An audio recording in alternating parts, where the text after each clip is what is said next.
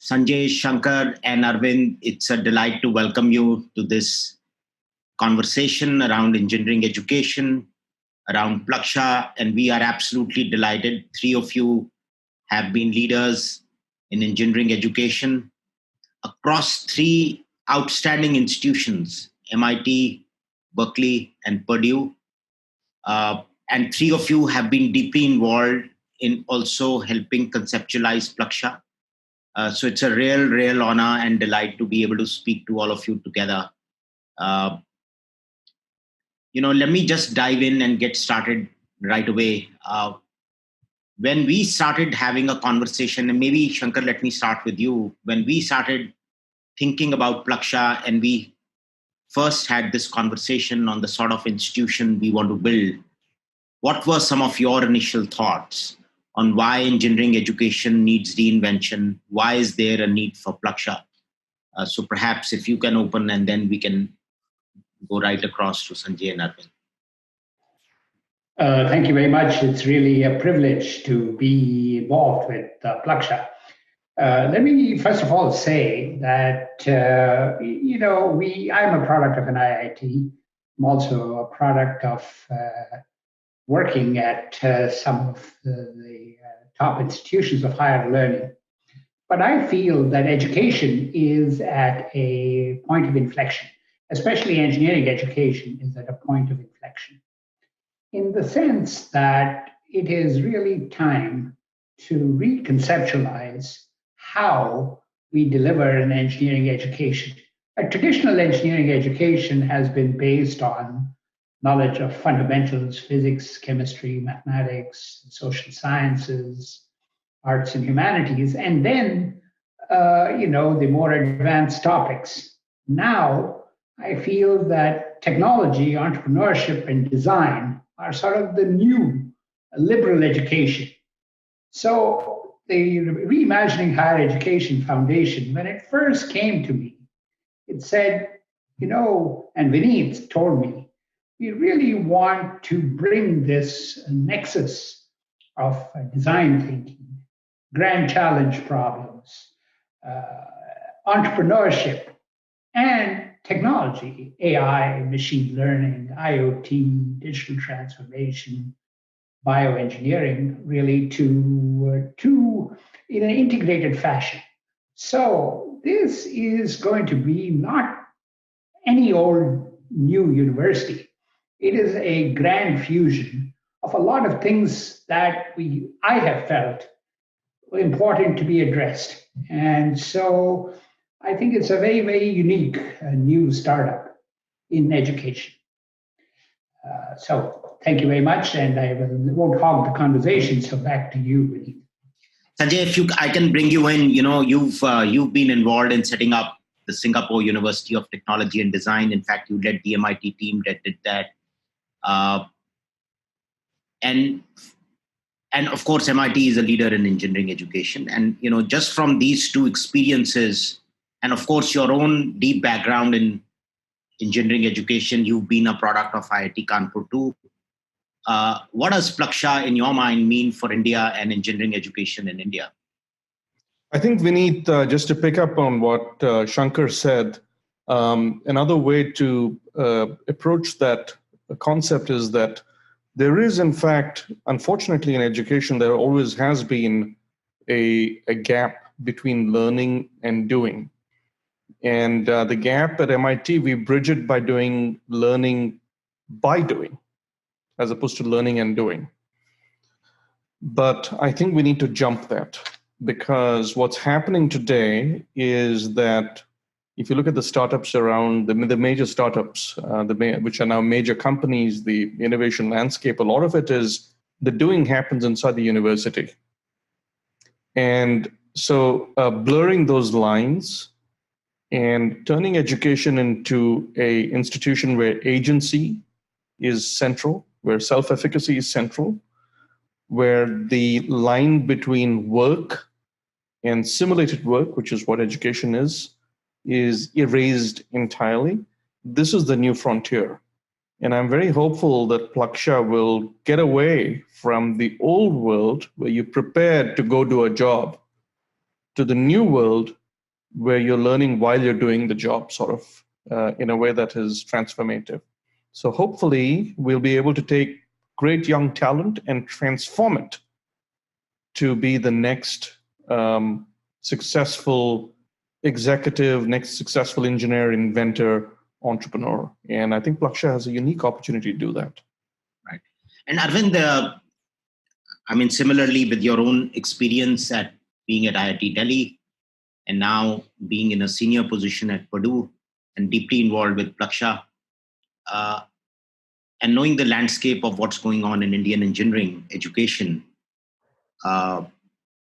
you've been very involved in helping conceptualize Plaksha's majors too. How do you, and maybe if you can comment on both, how do you think an education at Plaksha would be different or relevant compared to whatever is on offer? And then if you can also jump into the unique majors that we have. Yeah, no, absolutely. I'll try to cover both grounds. Thanks, Vineet, for having us on. So I think you hear this notion. When you think of what the outcomes of engineering education are, you often hear this notion of a T-shaped individual, right? Someone who has a deep vertical of technical skills. And then it's the market or the employers who then are saying, no, you need these additional things. And so you build the horizontal part of the T. The vertical part is, you take your technical classes. And I think the idea of this T, while it's very suitable, the T is a classic example of traditional thinking. Where you don't change the vertical too much and you try to add on things to the horizontal. You need these skills, you need some language skills, you need communication skills. You sort of add that on. What I think Plaksha is doing is, instead of a T, it's making it into all integrated, where the professional skills, whether it's hands-on learning, whether it's understanding technology, learning by doing, whether it's self-awareness, entrepreneurship, all these things are completely integrated. You don't know what the vertical is, you don't know what the horizontal is, it's all integrated in everything you do. And it happens all the way through the education. And the other thing that's been happening, and I think Sanjay referred to it, quite a bit. But what's again happened, I think, since engineering education that all of us are used to, the way things have changed is we know a lot more about how students learn. So in other words, old paradigm used to be teach. New paradigm is how do people learn? Understanding that part also well.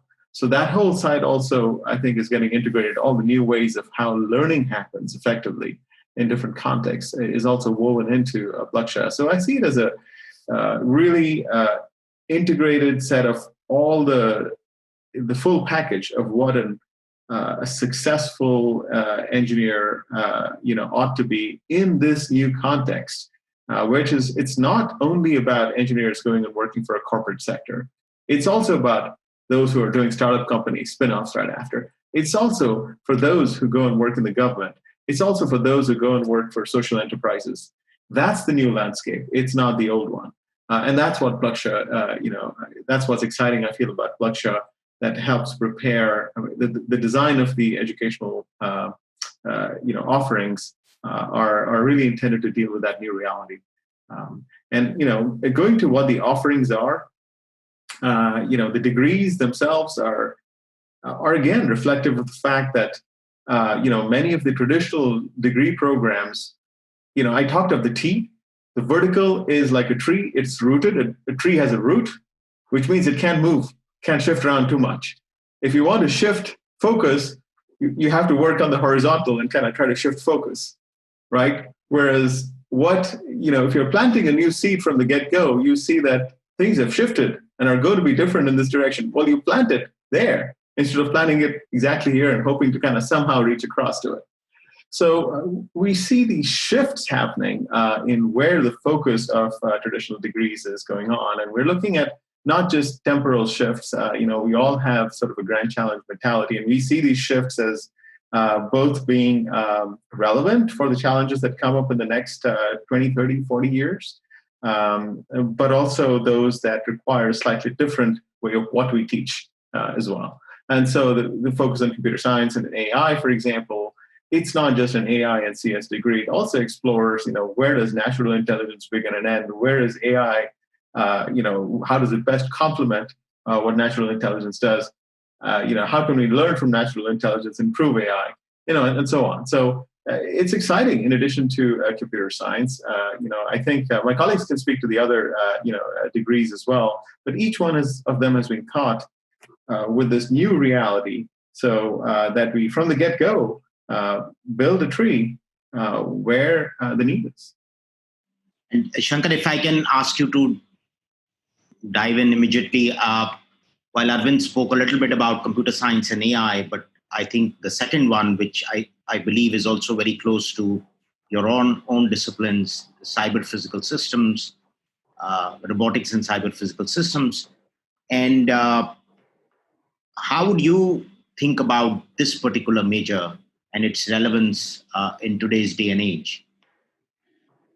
Well, so certainly the second of the two majors is really broadly in this area of cyber-physical systems, intelligent machines, robotics. And the backdrop, of course, is the big technological change. The world's changing. IoT, wireless networks, 5G, all of it is changing how we think about machines. Arvind talked about it's not we against the machines, it's not we and the machines, but how do you really think about machines which can augment human capabilities, not only cognitive capabilities, but also physical capabilities. And so the second major on CPS and cyber-physical systems. The cyber-physical systems is a funny word, but really what it means is systems, even traditional engineering systems, but with a cyber heart. That's really what it means. Even cars today are really, there's rubber and glass, but the heart is completely is about these new machines. So how do you make them so that we can have human-machine teams? And, Arvind was really quite spectacular in talking about it's not AI, it's not a natural intelligence. It's really about how do you learn to work in teams? AI and machine learning and neural networks takes a long time to learn what children learn, human children learn very, very quickly. And without a lot of data, they learn with small amounts of data. But the question is, what can we learn in making these human robot teams? And so, these questions have some research component to it. And, they also have things where you're really reconceptualizing how society is. And the goal of Plaksha is to prepare people for all walks of life, but really leaders who will think about how we want the world to be. Our friend here in Silicon Valley, a very famous friend, Elon Musk, thinks that robots will take over the world and send us to Mars. But I think we get to choose what the world will look like so that this doesn't happen, and that we actually have human-machine teams and augmentation of human capabilities. So that's the second major. I think let me just say a little bit more about the first major, because the majors are different, but there are tremendous synergies between them. For example, when we talk about the pandemic, we feel that just in the last 3 months, we've really learned to live and to function in a very different way with all these devices around us. And both Sanjay and Arvind spoke about the need to be able to really rapidly redeploy and rethink how you can build resilient systems. When we talked about, I used to work in cybersecurity, I still do, But in cybersecurity, you talked about resilience, which means that a virus, computer virus, cannot get through or you walk through a successful attack. But the question in front of us is, it's a real virus that has attacked society. The question is, how can you reopen society? How can you reopen society without these flare-ups? It's in India, it's in California, a little less so in Massachusetts and less so in Indiana. But this is common problems. So I think if we can teach the students how to address these complex societal problems, that's the kind of education we should aspire to. Back to you. Sanjay, if I can bring you in too, and MIT, of course, has engineering majors the way we've known them, and through your NEET program, you're also, tinkering and making them interdisciplinary. Plaksha's approach of perhaps not being traditional, and when I say that, I mean the majors the way we know them, and going and jumping a little right ahead. Do you think that's the right approach? It's, in your experience, and Arvind and Sanjay did speak about the first two majors, computer science and AI, robotics and cyberphysical systems. Plaksha's picked the third one as biological engineering systems, and the fourth one, which in some sense has been inspired by MIT, is really around data science, economics, and business. So when you sort of look at our initial offerings and see how top institutions like yours are thinking about engineering education, how do you see these four majors coming along and the way they sort of stack up? No, it's a great question. I'm going to riff off things that both Arvind and Shankar have said, and say that really the future is, Plaksha's logo is a tree, and Arvind talked about the T-shaped individual. And the analogy I'm going to use is one of a banyan tree. And the idea is you need to be able to drop a trunk where a trunk needs to be dropped. And to, again, riff off Arvind's wonderful analogy, and the T-shaped individual, which is a well-known HR sort of recognition of what we're looking for, the trunks that we have today are very static, The way we worked around it at MIT, just historically, is by creating interdisciplinary labs. So a lot of professors are not just part of a department, but also part of a lab. And my work is at the intersection of mechanical, electrical, and computer science, but I'm in mechanical. But I've written more papers with my computer science colleagues and electrical engineering colleagues. So this is the future. Now, if you were to start engineering education today, you probably would not create departments based on the principles that we used 100 years ago. The machines of 100 years ago are not the machines we use today. So, for example, if you take a Tesla electric car, it is mechanical, but it is IoT inside out. It's basically a gigantic battery with 4 wheels attached to it and an iPad computer. That's basically what it is. And it is connected to the cloud. Which department would cover that today? So I'm going to be a little bit nerdy here and say the eigenvectors of modern engineering, and we're all IIT people here, so I can get away with this, are not the eigenvectors of 100 years ago. And I think it is very visionary of Plaksha to pick, for example, data and economics together, right? And data science, because that's what a lot of marketing is today. It's using data to make economic decisions as opposed to just doing data for the sake of data. Similarly, biological engineering. Today in the face of COVID, we're doing virology, we're doing vaccines, we're doing contact tracing. It's all in one big thing, right? So I really like the eigenvectors that Plaksha has picked, because that is the future. I think we're rooted in the past in paradigms that will be, in my view, quickly outdated. MIT's, as I said, scrambled and created interdepartmental labs, but the new schools should go a different route. That's a great answer, Sanjay. I think perhaps I like this analogy to say that, look, okay, Plaksha is following the new eigenvectors. So I think, all of you in some sense alluded to this where the world is sort of getting to in terms of its problems. Sanjay, you gave a great example of what Tesla is doing, and how are we thinking about problems today, especially with COVID. Arvind, if I can get you in again, and engineering has been about using science to solve real problems around us. Now, and if we approach really from that dimension, and you did allude to this whole notion of grand challenges, right? Students often sometimes tend to feel, okay, is this grand challenge thing, is trying to make this world a better place? Is this more a utopian idea? Is this something I should worry about after 20 years of my career? Why is it so relevant here and now when you are 21, 22? Why does it become so relevant now? Yeah, no, that's a really good question. I think there are two things happening today. There's been a rapid realignment of the main tech industries. The tech today is so different from what it used to be. Tesla is a great example of it.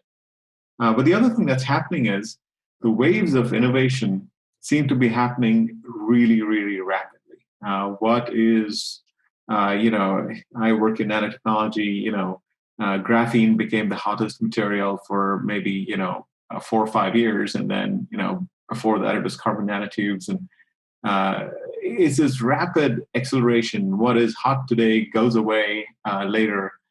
But really, when you're thinking of preparing engineers, and engineering is really, as you said, about creating solutions for people and planet, it's really important to keep an eye on what problem you're trying to solve, as opposed to these waves of, what is the current, thing that's coming in. And so one way to think about this is, you can use a surfing analogy. There's many analogies here, but one way to think of grand challenges is, let's say you're standing in front of a river, right? So if you look at it at a short enough time scale, space and time, you'll see waters, going back and forth. There are puddles going back and forth. They're circulating zones and stuff.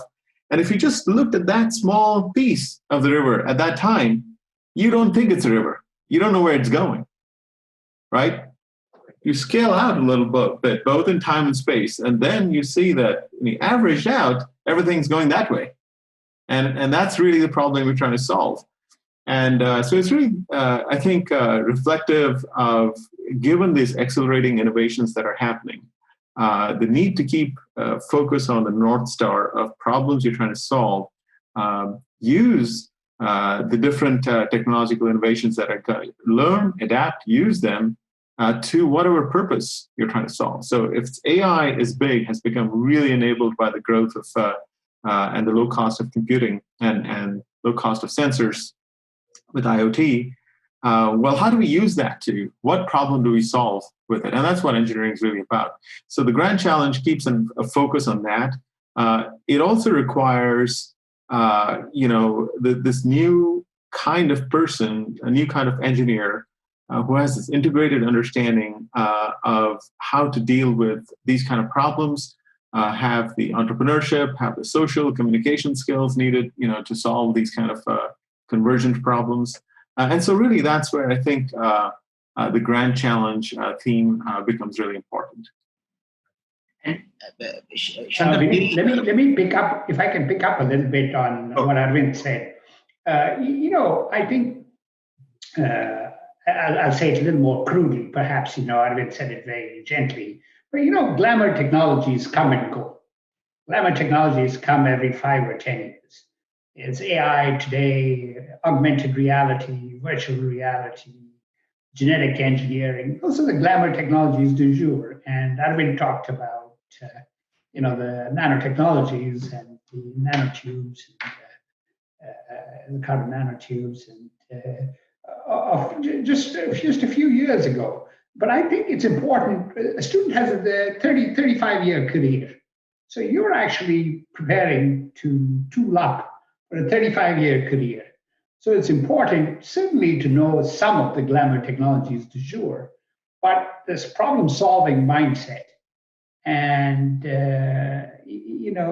is really as important as knowing. And so, as knowing what is glamorous today. And I think the Plaksha education is designed to be that. I also hope that at Plaksha, we will also try to be able to educate people who are already in the workforce, who want to come back in for getting sort of some reskilling at some of these new methods and technologies. So I think so. That's and just building on. And Shankar, if I may push this a little, you bought this liberal arts idea. So Yeah. and I mean I loved what Arvind said. So are we in some sense also saying, look, these, and I don't know whether there is this notion of training engineers for life, but is that an idea that sort of Plaksha can champion? Or Yes, the Berkeley chancellor today is a professor of Victorian literature. But she says the modern liberal education of today is what we are providing at Plaksha. It is a combination of technology, entrepreneurship, design with the humanistic values, as well as the social sense about how you can make the difference. And part of, I think, what we are wrestling with, and I think both Sanjay and Arvind and I see, in the great universities of the US today, to move towards this model where somehow the liberal core is changed to be this, I think is very, very difficult. Because we are starting with a clean slate in Plaksha, I think we get to do this. And I think that's what I mean by it's being an inflection point for education, for technology education as a whole. Sanjay, if I can get you in, there is India, of course, has had now, if I may say, almost 50, 60 years of outstanding engineering education, pretty much from the time the 60s when IIT started to come on the horizon. And I think Indian engineering talent has done outstandingly well in the world by any yardstick. And pick the top 4 or 5 CEOs of the largest tech companies, and you find that 1 out of 2 is an Indian. So clearly, one would ask the question that we've done fairly well. I mean, and of course, some of these institutions continue to do well. So my question again, going back,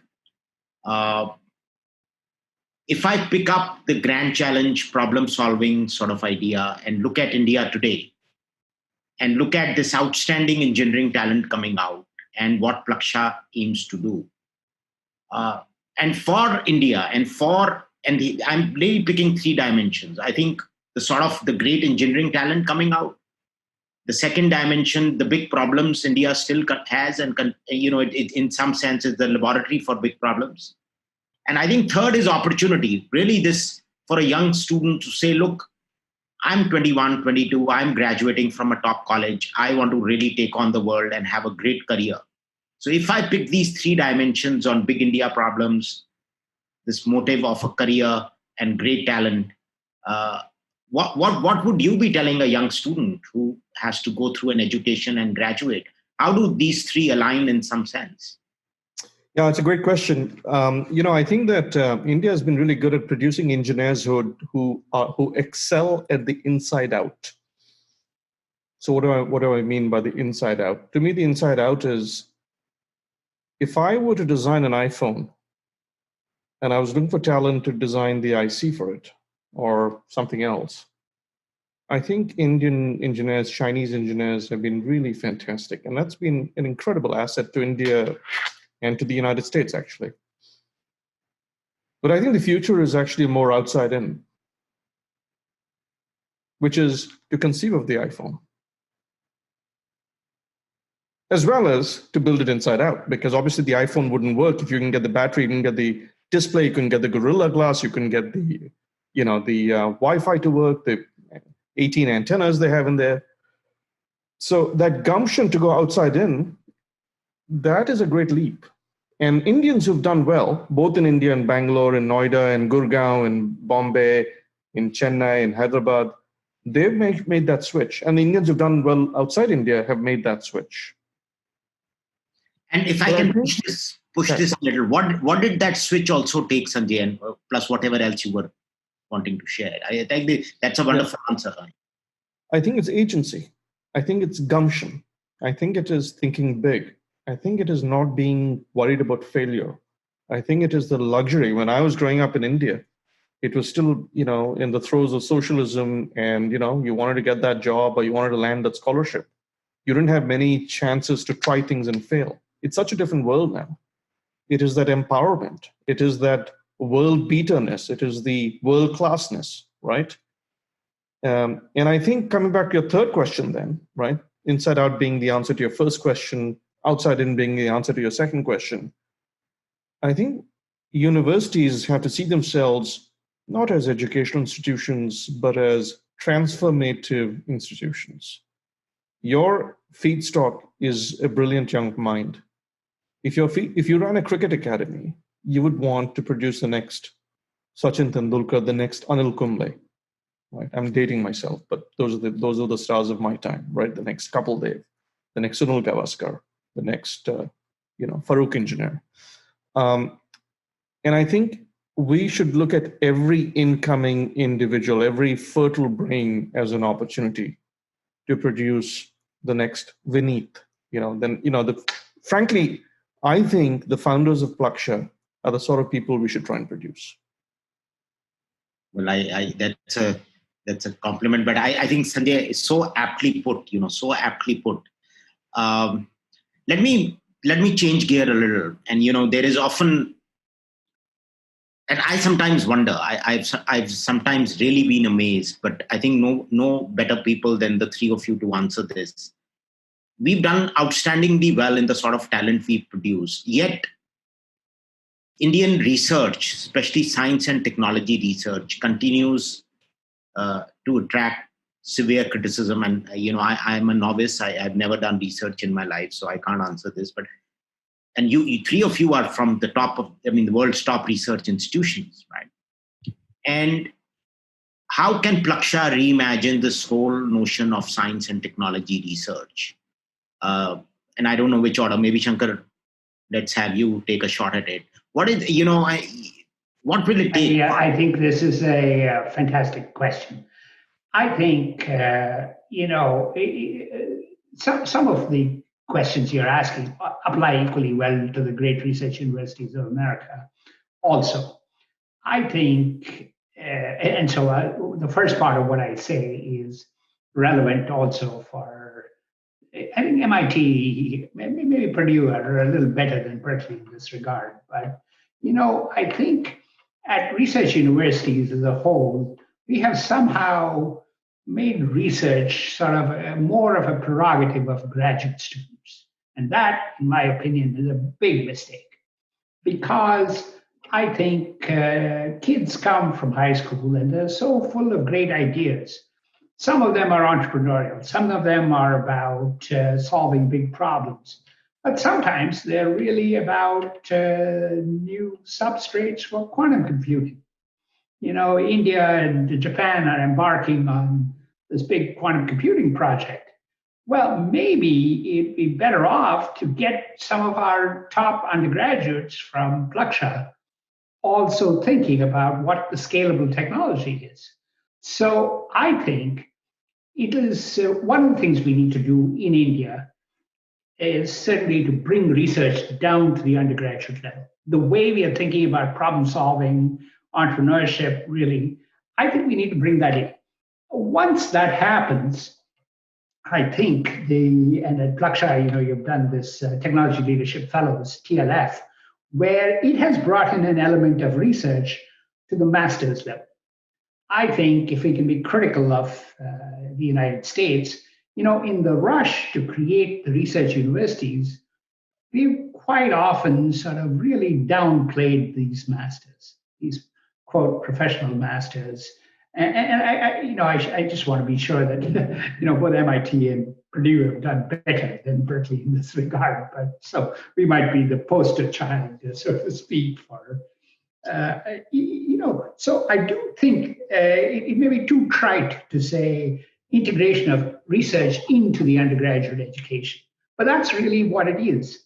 And I think the change for Indian universities would begin that way. And I think, as we have discussed in Plaksha, there would be a matrix structure with these new majors, but also the interdisciplinary research labs, which will provide research opportunities for the undergraduates, and maybe even as freshmen, I don't think they have to have paid their dues, so to speak, before they can do research. So I feel very strongly that in India, we really need to bring research in right from the start. Right. And Sanjay, if I can come back to you, and I know we've had some conversations around it. So one, as Shankar says, is really he's saying, look, one, get research into undergraduate education. What about research excellence? I think that's also what would that demand? Is and nobody better probably than the three of you again to answer that question. I'm muted here, but I firmly believe that it is not so much about owning the solution, the answer to a question. It is owning the question. What do I mean by that? What I mean by that is India, I'm going to use a turn of phrase here, but, necessity is the mother of invention. And boy, does India have a lot of necessity, right? So take, for example, something as mundane as leaking concrete in buildings. If you look at buildings in India, the concrete leaks, right? If I was in India a few years ago with an MIT colleague and I said, hey, is that an interesting problem? And he said, oh my God, that's an interesting problem. And I spoke to one of my Indian colleagues and they go, no, I want to do nanotechnology, right? So that's this divergence. But in fact, the problems that India surfaces, my view, if we can own the problem and then you own the solution, you become a first-class researcher. But as long as you don't treat Indian problems as first-class problems, you're always second-class to someone else because they own the question. And so my view is that a certain authenticity in addressing questions that are around us is what grounds us. And I'm very confident that with this new approach, Plaksha will be able to achieve that. So on the question, I think that's again a great answer. Okay, Arvind, coming back to you and sort of covering a little bit of ground on the last two majors that we, particularly the one around biological systems engineering. How do you see, the whole world is really talking about biology, data, engineering sort of coming together, especially in today's day and age and the COVID era. How do you see this major? And we know we've all been excited about doing something at the intersection of these three. But if you can sort of try to capture on what we are trying to do here, and maybe then I'll also have Shankar chime in. You're muted, Arvind. Yeah, biological systems engineering. Many things are driving, I think, the impetus towards that major. One, of course, is ubiquity of data, electronic medical records and all the sensors that we use, whether it's oxygen, oximeters or, whatever. The amount of, we are a walking testbed for IoTs, basically, right? In some sense, we got so many devices, wearables attached. The amount of data regarding, our physiology that's coming out as accessible is amazing, including the automation, of course, of, health systems as well. That honestly, the amount of data that's being produced, it has truly the capability of revolutionizing healthcare. Just today, I was reading this article about, a startup trying to look at all the common wearables we wear and seeing if just you could do some sort of a machine learning approach to with high accuracy detect COVID just based on that, right? Without doing the chemistry. So it's fascinating. I think the large amount of data, I think we've really scratched the surface in terms of integrating all that data and really making it work for personalized medicine. And that's going to be, it's telemedicine, personalized medicine. So that's going to be a huge opportunity space, looking ahead. I think the other side of it is the growth and accessibility of computing. I think computing has been a driving force in biological engineering for a while now, and it'll just keep getting, there. Imagine a world where future vaccines are designed based on computations. You don't have to guess; you compute the kind of protein structure needed, and then you just make it based on that. All these things are not too far. I mean, in the long scheme of things, maybe it's a few decades out until. Just like you used to have computer-aided manufacturing, could you have computer-aided, biologics production in the future? So this whole idea of computation-driven, I think, approaches to medicine are also really remarkable.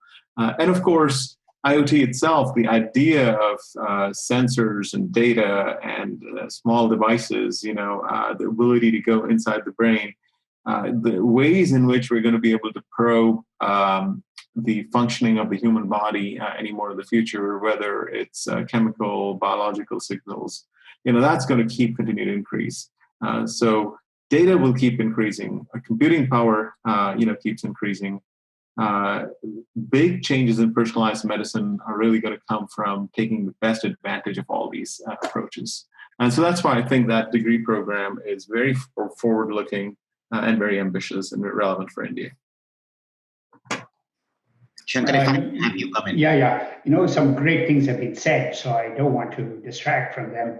I'll just sort of pick up on a couple of things. I think, let me start with where Arvind was. This personalization of healthcare. The premise of IT and these devices, IoT and machine learning, has been to personalize detection and treatment of disease. And to do so, both from detection to cure to therapeutics. And I think genetic engineering holds the promise. There are ethical challenges which are implicit in this, which I think is one of the reasons why it's important for students to understand sort of their place in it. And so I think this notion of really thinking about the future of how you deliver healthcare, that's important for the globe. And it really could be that there's a leapfrog opportunity in India for this.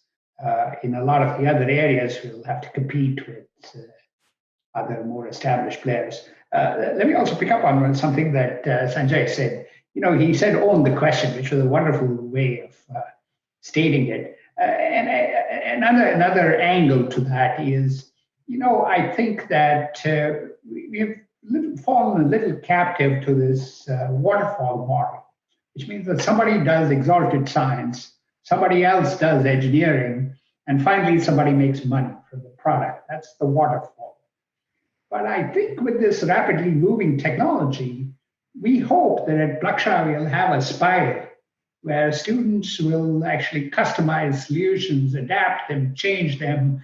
I think we talked about this fail fast and fail quickly. Actually, Sanjay alluded to the fact that in the new India, you have the liberty to do this. And, in the Technology Leaders Program, TLF, ICLAC certainly convinced our graduates to fail fast, this was the first batch of Plaksha. So I think that having this spiral model rather than waterfall model for development, that will result in this new attitude for research. And Sanjay is absolutely right. So use-inspired basic research. It's important to own that use inspiration, which I think is the fountainhead of the basic research, in fact. So that was very well said. So I wanted to amplify, I just wanted to plug what Arvind and Sanjay said. Right. Back to you. Okay, thanks so much. I'll probably move to the last question for today. Sanjay, as these 2021, our young graduates come in and they graduate in 2025, especially the undergrad class, the first one. What would be your vision for them as they are coming out in 2025? What would be a great outcome for Plaksha and these young students? Well, what a time to start. I mean, COVID 2019, 2020 is such a crazy year. 5 to 10 years are going to pass in 1 year.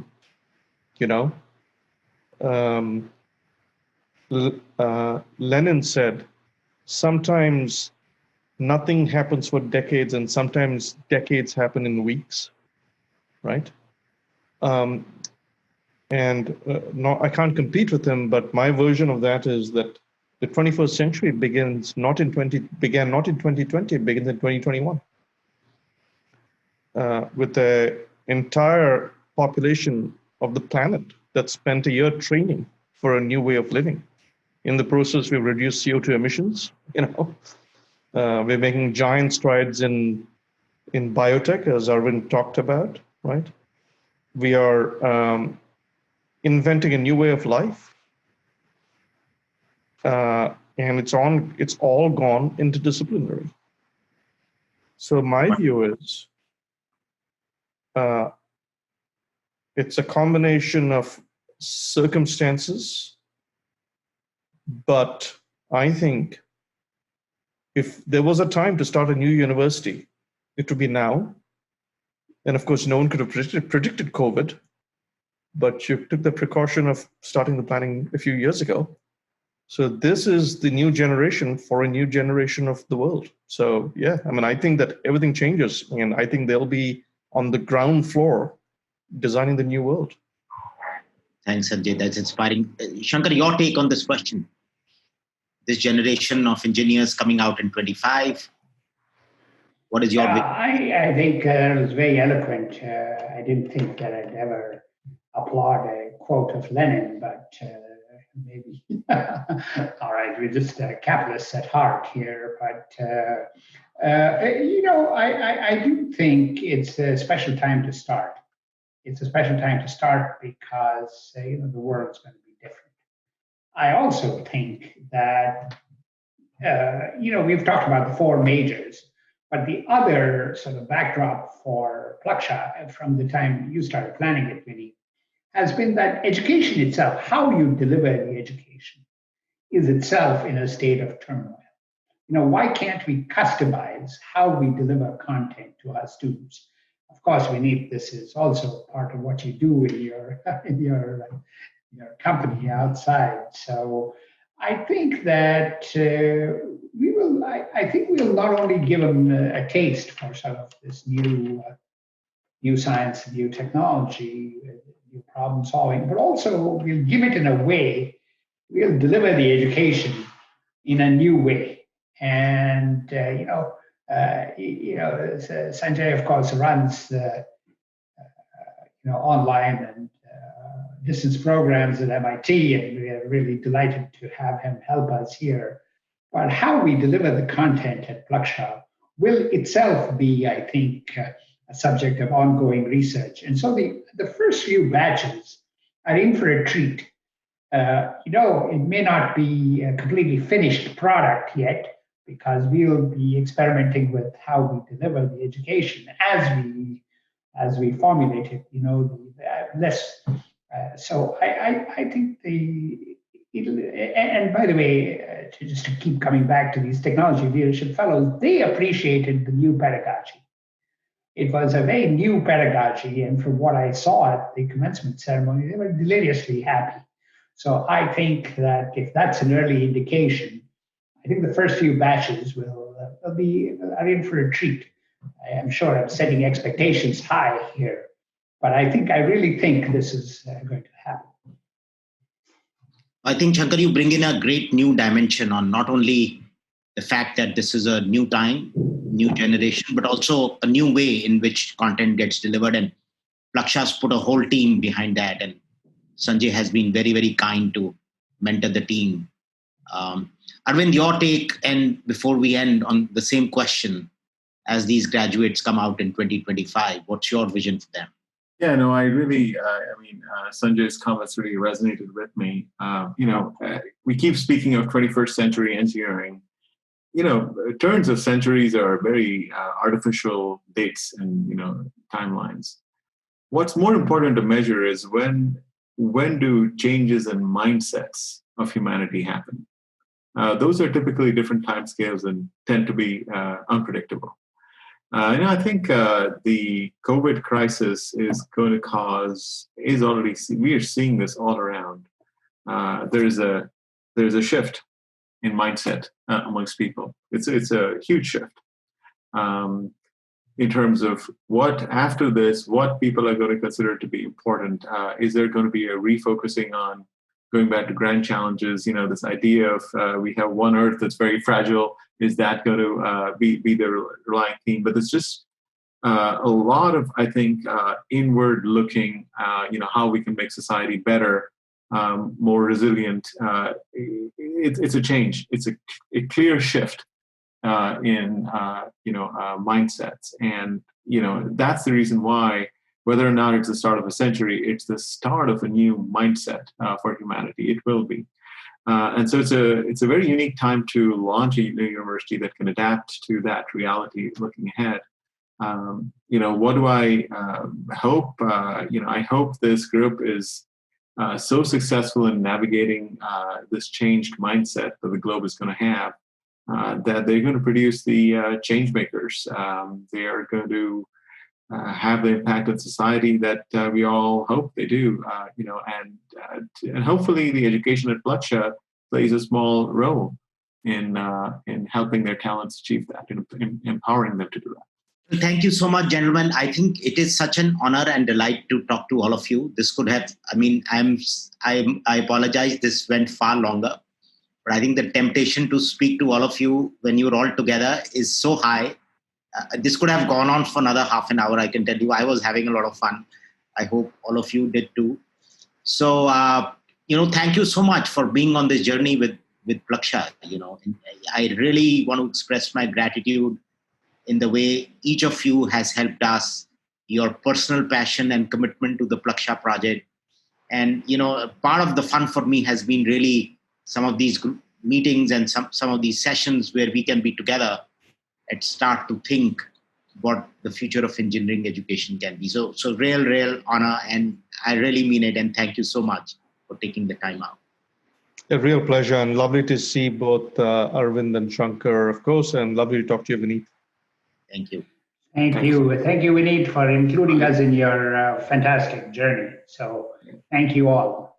Thank you. Bye, Shankar. Bye, Sanjay. Bye, Vineet. Bye-bye. Thank you. Thanks so much.